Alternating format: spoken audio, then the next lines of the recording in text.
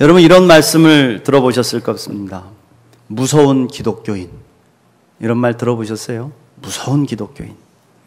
우리가 흔히 교회를 사랑의 공동체라고 이야기를 합니다. 그리스도인들의 전공은 사랑이고 사랑이 제일이라는 구호를 외치면서 사랑을 실천하는 것이 교회라고 믿습니다. 그래서 교회 이름도 아예 사랑의 교회 이렇게 이름을 짓기도 하지요. 그런데 세상은 교회를 사랑의 공동체로 보지 않습니다.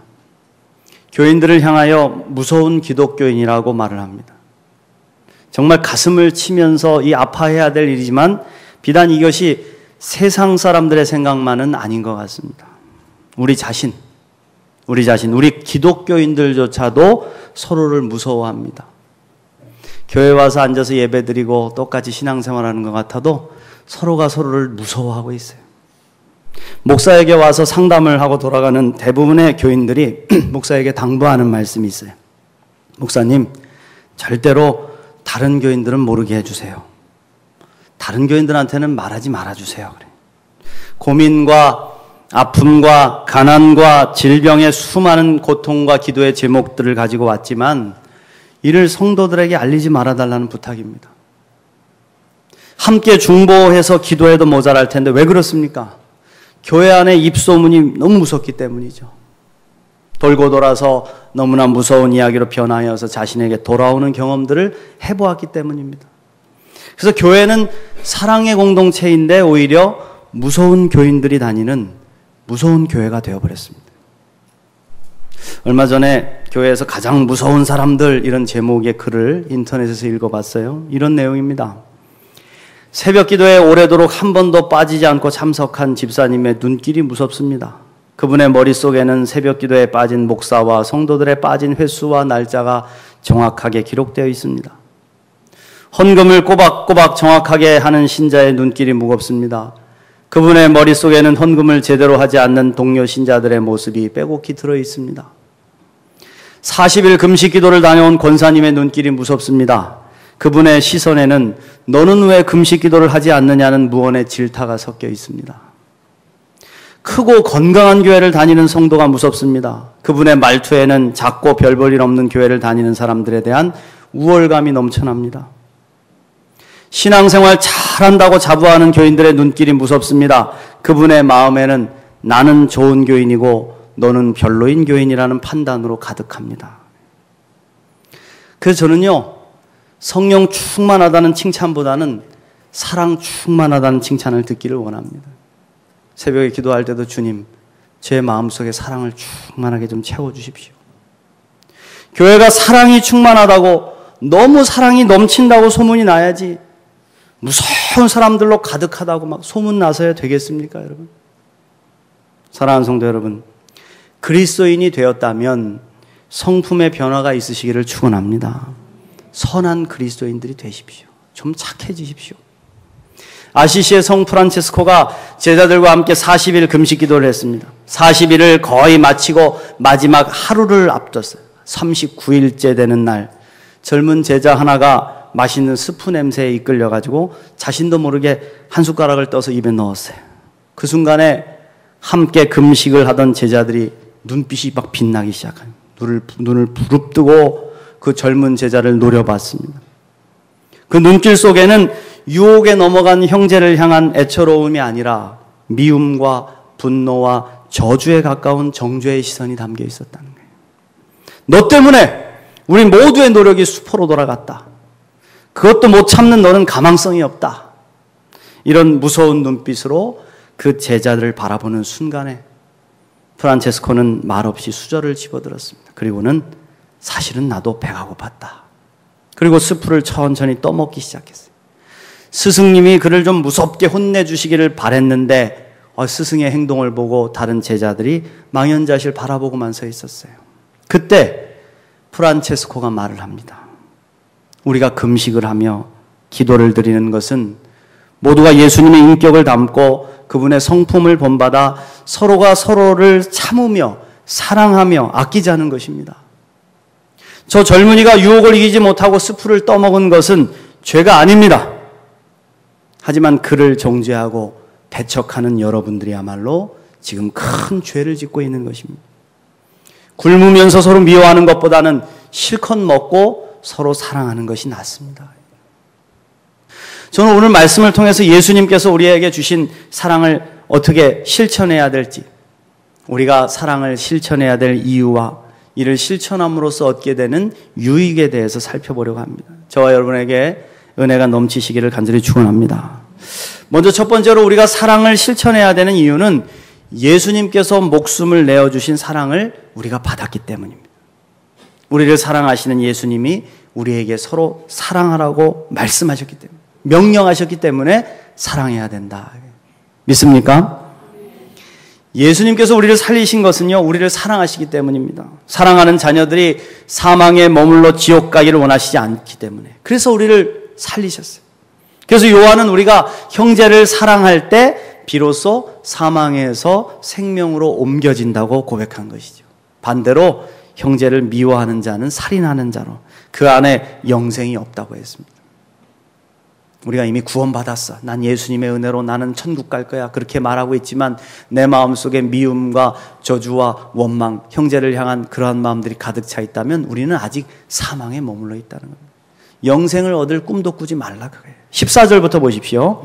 우리는 형제를 사랑함으로 사망에서 옮겨 생명으로 들어간 줄을 알거니와 사랑하지 아니하는 자는 사망에 머물러 있느니라. 그 형제를 미워하는 자마다 살인하는 자니 살인하는 자마다 영생이 그 속에 거하지 아니하는 것을 너희가 아는 바라. 그가 우리를 위하여 목숨을 버리셨으니 우리가 이로써 사랑을 알고 우리도 형제들을 위하여 목숨을 버리는 것이 마땅하니라. 할렐루야. 우리는 감옥에 갈 만한 일을 한 것만 죄라고 생각할 때가 많습니다. 시기하고 질투하고 미워하고 거짓말하고 정죄하는 일들은 별일 아니라고, 어쩔 수 없는 일이라고 생각해. 목사님, 어쩔 수 없어요. 용서요? 아유, 저는 할 수 없어요. 못해요. 저 미워하는 마음을 당분간은 거둘 수가 없네요. 그런데 아니다 이겁니다. 큰 죄와 작은 죄가 다른 것 같지만 사실 죄의 속성은 동일한 겁니다. 바로 사탄 마귀로부터 나오는 마음이기 때문에. 저는 7년 전에 교회 부임해서 정말 교인 2분 남아있는 교회에서 죽을 힘을 다해 목회했습니다. 하나님께서 은혜를 부어주셨고 교회는 해를 거듭하면서 부흥했습니다. 너무너무 부흥해서 교회에 일꾼이 부족해가지고 사람이 없어서 문제였지 계속 주님의 은혜는 채워주셨습니다. 그때 여기저기서 다른 교회들의 가슴 아픈 소식이 들려오더라고요. 근데 제법 규모가 큰 교회들이었어요. 이름이 있는 교회들, 이 지역에서. 근데 어려움을 당해서 교인이 50명이 나갔다, 100명이 나갔다, 난리가 났다.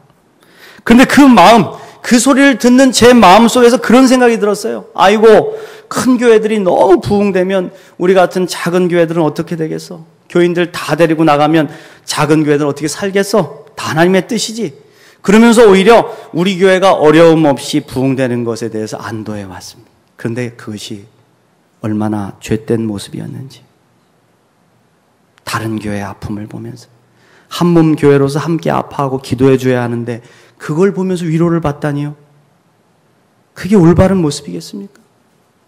여러분, 교회가 가슴 아픈 일이 생기고 어려운 일이 당할 때 가슴이 시원하십니까? 혹시 그런 분들 계십니까?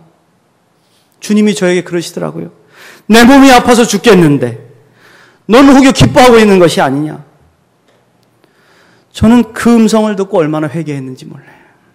그래서 저는 늘 저희 교회를 다니시다가 다른 교회로 옮겨가시는 분들을 늘 축복하면서 기도합니다. 저는 늘 축복해요. 하나님, 우리 교회만 부흥되는 걸 기뻐하지 않게 해주세요. 우리 교회를 다니시며 훈련되신 분들이 다른 교회에서 기둥처럼 쓰임받게 해주세요.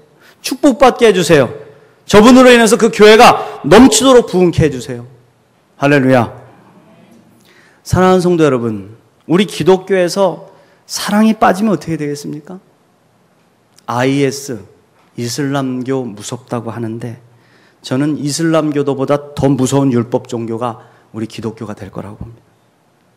그래서 어떤 분은 그런 말 했어요. 교회와 성도가 사랑이 없다면 가장 큰 이단이다. 이런 말까지 했습니다. 우리는 정말 내가 형제를 사랑하고 있는가에 대해서 심각한 질문을 던지며 신앙생활을 해야 됩니다.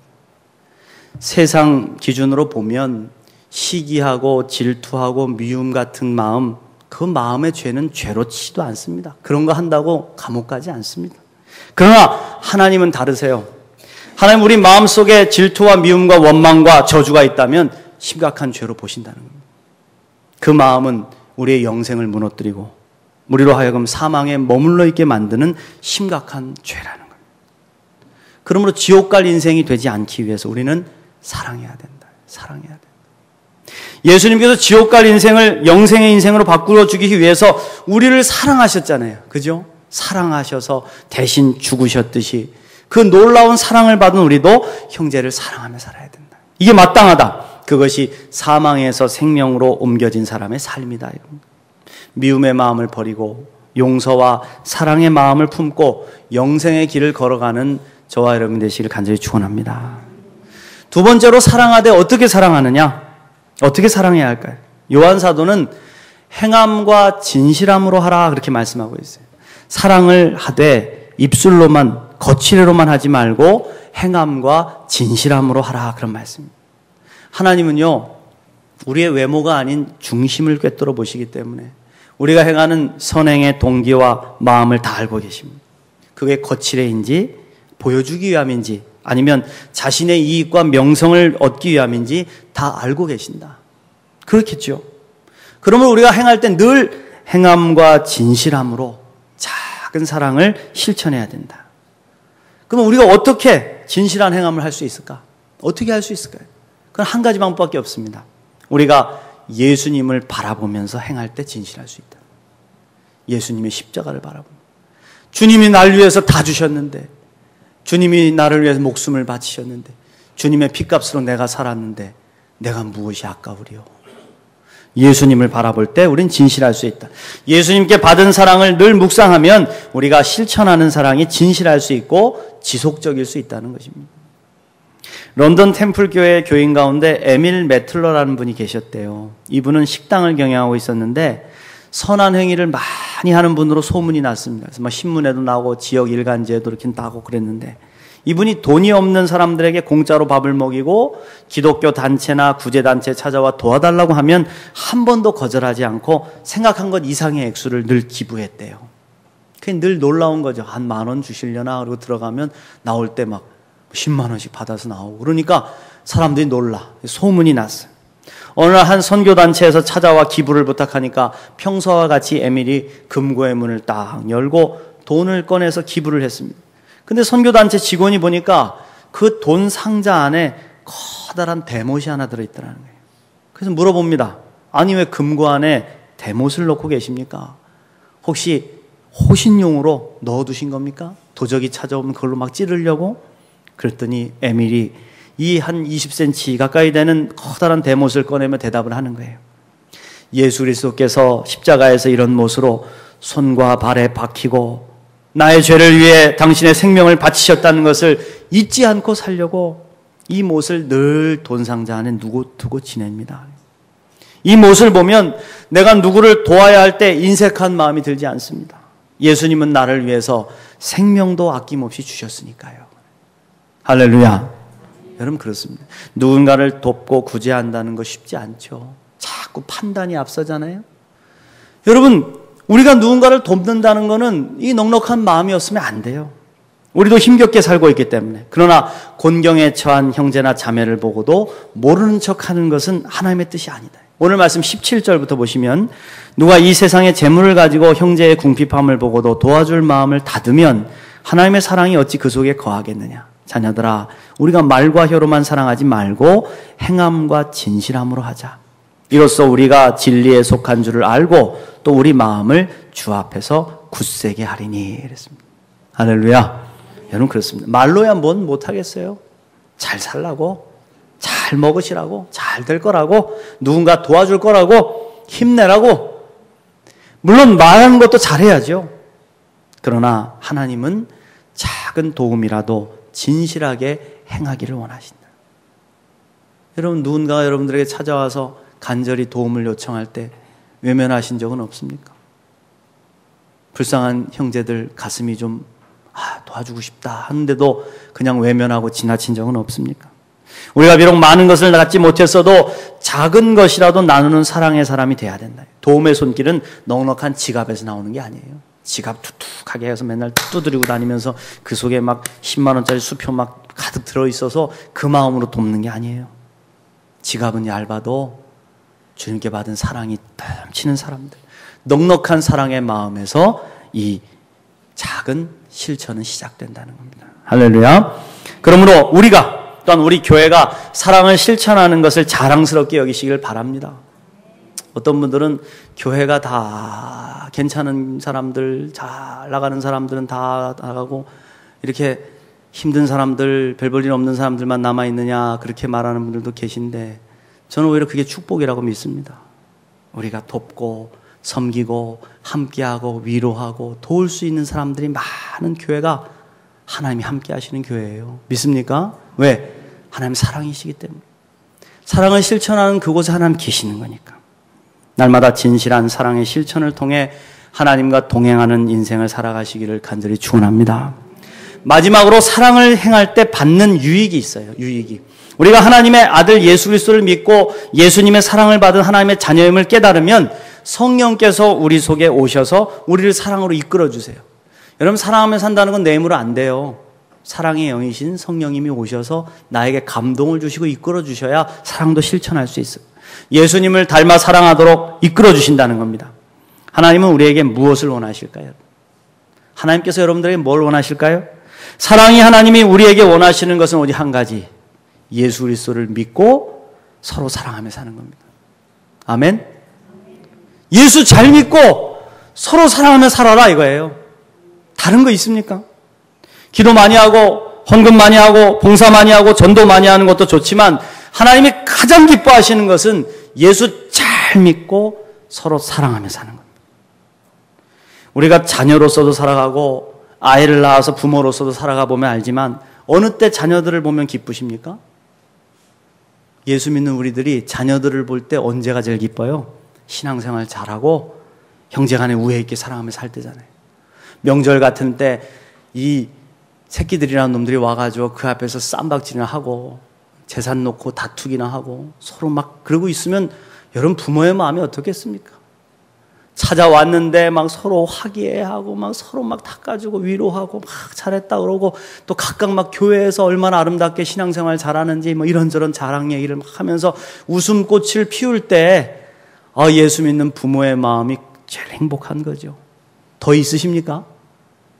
내 자녀가 예수 잘 믿고 서로 우애롭게 자라는 것보다 더 좋은 게 있어요? 그거보다 더 큰 게 있다면 여러분들 욕심쟁입니다. 그게 제일 기쁜 거죠. 또 우리 아이들이 언제 생동감이 넘칩니까? 아빠 엄마가 자신들을 사랑하고 있다는 걸 믿고 우리 엄마 아빠는 날 사랑해. 우리 아빠는 사랑이야. 그걸 믿고 그 앞에서 아빠 엄마가 기뻐하시는 일을 행하며 살 때 그때 여러분 얼마나 뿌듯해하며 자랑스럽습니까? 우리 아들놈 작은 놈 와가지고 엄마 아빠는 날 사랑하는 걸 믿어. 이번에 학교에서 무슨 토론회를 했는데 결혼이 하는 것과 안 하는 것이 어떤 게 더 이익이냐 이걸 놓고 서로 토론을 했다는 거예요. 근데 우리 아들놈은 결혼을 하는 게 이익이다 여기다 놓고서 이제 토론을 해서 자기가 이겼대 막 자랑스럽게. 근데 그게 엄마 아빠가 행복하게 잘 지내는 것을 보면서 네가 영향을 받은 거지 이랬더니 그렇다는 거예요. 엄마 아빠가 자기를 사랑하고 지켜준다는 걸 믿고 그리고 가서 좀 친구들하고 잘 지내고 엄마 이번에 우리 아이들하고 같이 학교에서 만나가지고 기도 모임에 갔어요. 서로 기도했어요. 나라를 위해서 교회를 위해서 기도했어요. 막 자랑하고. 그럼 여러분 얼마나 부모 앞에서 담대한 줄 아세요? 너 이렇게 잘했으니까 뭐 달라 그러고 담대하죠. 뿌듯해하죠. 여러분 그렇습니다. 우리가 형제를 사랑하며 살아갈 때 얻는 첫 번째 유익은 바로 하나님 앞에서 담대함을 얻는다는 거예요. 믿습니까? 21절 말씀. 사랑하는 자들아 만일 우리 마음이 우리를 책망할 것이 없으면 하나님 앞에서 담대함을 얻고. 그렇습니다. 여러분. 하나님 앞에 바른 인생을 살면 책망받을 게 없습니다. 하나님 앞에 바른 인생은 하나님 보내주신 구원자 예수님을 잘 믿고 예수님을 통해 보여주신 아버지 하나님의 사랑을 의심 없이 믿고 그리고 우리 형제 자매들끼리 서로 사랑하며 사는 거예요. 이것만 잘하면 하나님 앞에 담대한다. 이게 진정 구원받은 인생 아니겠습니까? 뭘 이렇게 복잡하게 하세요? 40일 금식 기도를 안 해도 여러분 예수 잘 믿고 서로 사랑하면 되는 거예요, 여러분. 이걸 잘하면 하나님 앞에 담대함을 얻습니다. 정죄받고 멸망받을 인생이 아니라 지옥 갈 인생이 아니기 때문에 주님이 다시 오셔서 이 세상을 심판하셔도 우리는 주님 앞에 담대하게 설 수 있다. 할렐루야. 이 은혜를 누리시길 간절히 축원합니다. 두 번째 유익은 무엇이든지 구하는 바를 얻게 된다. 기도한 대로 얻는다. 여러분, 기도하고 또 기도해도 잘 응답되지 않을 때 있으시죠? 안 돼, 이상하게. 어려움은 더 가중되고 주님께 기도하고 시작한 사업인데도 뜻대로 되지 않고 하나님 책임져 주시지 않는 것 같고. 그런데 여러분, 저도 목사로서요, 영적인 능력이 있어요. 제가 기도 응답을 못 받는다는 분들, 괴롭다는 분들을 제가 가만히 들여다보고 있으면 하나 보이는 게 있습니다. 그 속을 들여다보면 나와 가정 안에 사랑의 영이 충만하기보다는 미움과 원망의 영이 충만한 걸 볼 때가 있어요. 잘 안 되는 가정들 보면요, 미워요. 서로 욕해요. 원망해요. 서로를 향해 손가락질해요. 일이 잘 되지 않고 질병이 찾아오고 뜻한 대로 풀리지 않는 삶이나 가정을 보면 사랑 충만하기보다는 미움과 원망 충만할 때가 많더라고요. 우리는 하나님 앞에 무릎을 꿇어야 됩니다, 여러분. 하나님 잘못했습니다. 제가 아내를 미워했습니다. 남편을 원망했습니다. 엄마 아빠를 미워했습니다. 자식을 미워했습니다. 형제를 자매를 미워했습니다. 용서해 주세요. 용서하기 원합니다. 사랑하기 원합니다. 일이 풀리고 기도가 응답되기를 원하는 기도보다 여러분 이 기도가 먼저 있어야 된다는 거예요. 주님 사랑하게 해주세요. 이게 풀려지지 않으면 결코 하늘에서도 풀려지지 않습니다. 계속 미워하고 원망하고 저주하는 마음 가지고는요, 여러분 기도 응답되지 않습니다. 그런 마음도 드실 거예요. 하나님, 제가 당하고 제가 아프고 제가 어려움 겪고 제가 억울한데 왜 제가 먼저 회개해야 됩니까? 그런 일 아니다. 여러분, 하나님은 그럼에도 불구하고 사랑하라고 하신다. 용서하라고 하십니다. 그것이 하나님의 시험입니다. 우리가 어떤 처지에 있든지 미움과 원망은 우리를 죽이고요, 오직 우리를 살리는 것은 사랑밖에 없기 때문에. 여러분 믿습니까? 사랑은 모든 것을 회복시키고 살려냅니다. 그러므로 사랑을 붙잡고 용서를 붙잡고 기도해 보십시오. 우리의 기도가 담대해지지 않을 수 없다 이거예요. 하나님이 응답하지 않으실 이유가 없습니다. 할렐루야. 마지막 유익은요, 바로 사랑할 때 예수님과 온전히 한 몸을 이루게 된다는 거예요. 우리의 최고의 목표는 예수님과 하나 되는 겁니다. 예수님 닮는 것입니다. 오늘 말씀 23절부터 보시면 그의 계명은 이것이니 곧 그 아들 예수 그리스도의 이름을 믿고 그가 우리에게 주신 계명대로 서로 사랑할 것이니라. 그의 계명을 지키는 자는 주 안에 거하고 주는 그의 안에 거하시나니 우리에게 주신 성령으로 말미암아 그가 우리 안에 거하시는 줄을 우리가 아느니라 그랬습니다. 할렐루야. 여러분 그렇습니다. 우리가 예수님이 주신 유일한 계명, 사랑의 계명을 지켜 행할 때 그 사랑 속에 예수님이 역사하신 거예요. 우리를 통해서 예수님께서 역사하시기 때문에 우리가 사랑하며 살면 그 안에 예수님 계시는 것이죠. 사랑을 실천하는 우리들에게 예수님은 자신의 전 존재를 주셔서 온전히 우리와 하나 되어 주신다는 겁니다. 자꾸 예수님 어디 계세요? 어디 계세요? 예수님 나와 함께 하세요. 자꾸 묻지 마시고요. 사랑해 보십시오. 예수님이 나와 함께 하심을 절절히 느끼게 된다. 그러면 세상 복락 아무 필요 없는 완전한 사랑 안에서 감사와 기쁨이 충만한 인생을 살 수가 있다. 이게 바로 우리에게 사랑하라고 말씀하시는 예수님의 뜻이라. 사랑하는 성도 여러분, 예수님이 오늘날 우리 교회의 모습을 보시면 어떤 마음이 드실까요? 저는 오늘 예수님의 탄식 소리를 듣습니다. 사랑하는 자녀들아, 우리가 서로 사랑하자. 제발. 내가 너희들을 사랑했으니 부디 좀 사랑하며 살자꾸나. 예수님의 탄식입니다. 예수님의 음성을 들으시고 사랑으로 충만한 인생, 사랑으로 충만한 교회, 사랑으로 충만한 여러분들의 가정을 이루어 가시기를 간절히 축원합니다.